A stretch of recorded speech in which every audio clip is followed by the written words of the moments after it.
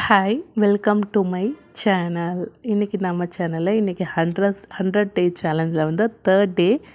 So இதுதான் என்னுடைய third டேக்கான ஒரு மீல்ஸ் பிளான்னு.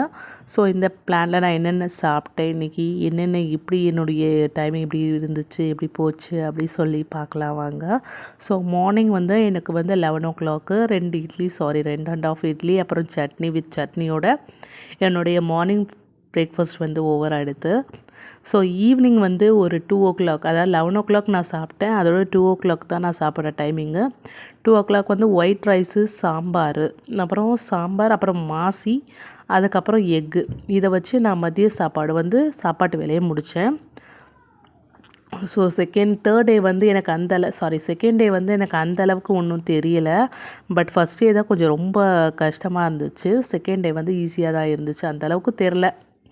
ஓகே ஃபைன் அப்படின்ற மாதிரி இருந்துச்சு. ஸோ இன்றைக்கி வந்து நான் வந்து இந்த மாதிரி லட்டூஸ் வந்து ரெடி பண்ணி வச்சுக்கிட்டேன். ஸோ அதிகமாக பசிக்கிற நேரத்தில் இதை சாப்பிட்டா கொஞ்சம் வயிறும் ஃபில் ஆகும், அதிகமாக பசிக்கவும் செய்யாது. ஸோ அதுக்கு நான் 1 கப் அளவுக்கு வந்து டேட்ஸ் எடுத்துக்கிட்டேன். இந்த மாதிரி வந்து டேட்ஸில் உள்ளே இருக்கிற சீடை வந்து ரிமூவ் பண்ணிவிட்டு நம்ம இதை வந்து சேர்த்துக்கலாம். இதோட வந்து 1/2 கப் வந்து இந்த பீனட் வந்து சேர்த்துக்கலாம். வறுத்த பீனட்டாக இருந்தால் ஓகே, இல்லைன்னா லேசாக வறுத்துக்கோங்க.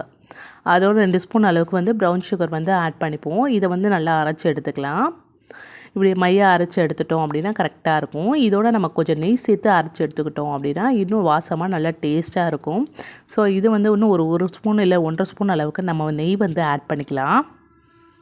நெய் ஆட் பண்ணியாச்சு. நெய் ஆட் பண்ணதுக்கப்புறம் ஒரு வாட்டி அடித்து வச்சு மிக்சியில் வந்து ஒரு ஓட்டு ஓட்டிட்டிங்க அப்படின்னா கரெக்டாக இருக்கும். ஸோ இப்போ வந்து இதை நம்ம பால்ஸ் மாதிரி ரெடி பண்ணிக்கலாம். டெய்லி நம்மளுக்கு பசிக்கிறச்ச நம்ம இதை சாப்பிட்டோம் அப்படின்னா வந்து வயிறு ஃபில் ஆயிரும், அதிகமாக பசிக்காது. அதனால தான் நம்ம இதை வந்து எடுத்துக்கலாம்.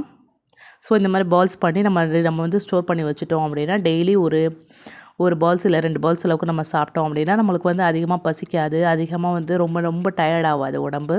ஸோ இது கொஞ்சம் ரொம்ப ஹெல்த்தியாக இருக்கும். ஏன்னா ஃபுல் அண்ட் ஃபுல் இது வந்து டேட்ஸு. நார்மலாக நீங்கள் வீட்டில் கூட செஞ்சு வைக்கலாம். ஸோ உங்கள் குழந்தைங்க டேட்ஸ் சாப்பிட மாட்டேங்கிறாங்க அப்படின்னா இந்த மாதிரி நீங்கள் கொடுக்கலாம். ஸோ நம்மளுடைய டேட்ஸோடைய அந்த லட்டூஸ் வந்து ரெடி ஆகிடுச்சு. கண்டிப்பாக மறக்காமல் வீட்டில் ட்ரை பண்ணி பாருங்கள், உங்கள் எல்லாருக்குமே ரொம்ப பிடிக்கும்.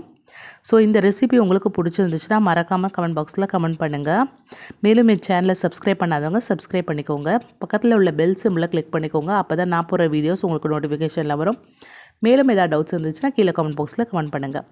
நைட்டு என்னுடைய டின்னர், அதாவது 6 o'clock வந்து ஓட்ஸை வந்து நான் ஓட்ஸ் கஞ்சிமாக ரெடி பண்ணியிருக்கேன். ஸோ அதுக்கப்புறம் நட்ஸ் லட்டு வித் தேங்காவோட. இதான் என்னோடய meal plan. Thank you so much.